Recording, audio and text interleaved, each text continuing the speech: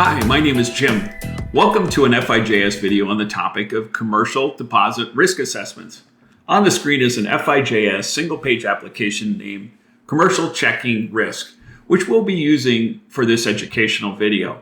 First thing I'm going to do is choose some data. I'm going to be using our random generated checking data, which is included in the distribution. Works really well for experimentation and demonstrations like this.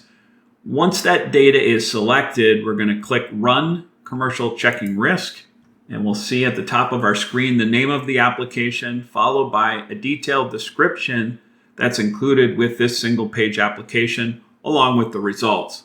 Let me explain the criteria that we're using to assess the risk at the account level.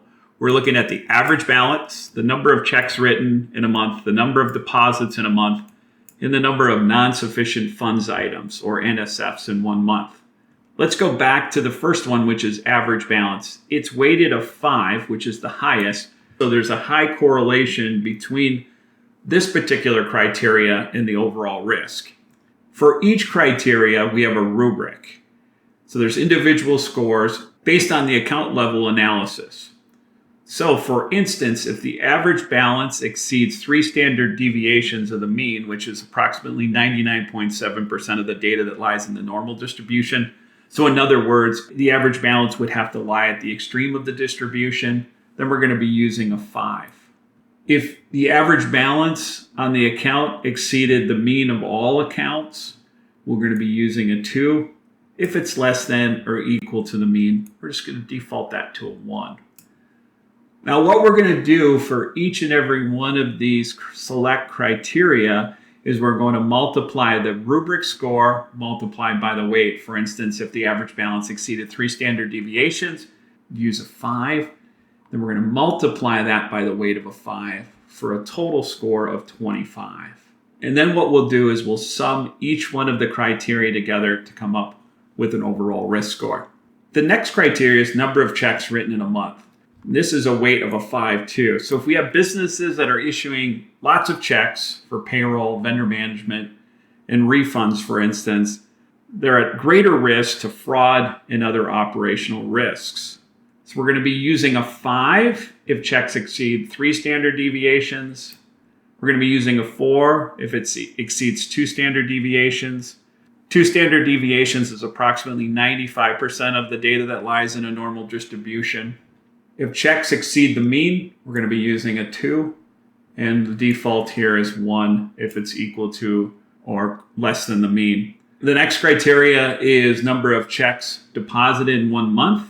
There's a weight of 3. There isn't as strong a correlation in this particular case between risk and regular deposits such as payroll or vendor management, but higher overall deposit activity can indicate a higher risk. If deposits exceed 3 standard deviations of the mean, we're going to be using a 5. If deposits exceed 2 standard deviations, we'll use a 2, and then the default is 1. Number of NSFs is only a weight of 1, so high activity could signal poor account management, but the correlation isn't very strong. But we will use a 5 when NSF activity exceeds 3 standard deviations from the mean of all accounts, and then the default is 1. All right, let's go ahead and take a look at the output of the report. All the accounts are grouped together by portfolio. There's an officer code. We can look at the risk by branch because the branch is reported. You can see the overall balance. And then here's the final result. This result is the composite score, and this is the addition of all the criteria risk scores. We're going to report that from highest risk to lowest risk. To make this information a bit more relevant, what we can do is click on the portfolio button. And what we're going to do here is bring in the company names. We can then bring in the branch names. And that way we have a nice report that we can share with folks inside the institution. Another helpful feature on FI.js is charts. You can click on the charts button on the left. For demonstration, I'm going to create a bar chart of all the branches. I'm going to click the view. We'll go ahead and bring in the branch names into our legend. And here we can see a distribution of average risk per branch.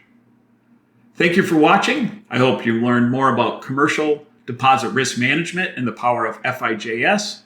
Please subscribe to receive alerts on other financial institution topics. If you would like to follow us more closely, join our community at FI.js.net.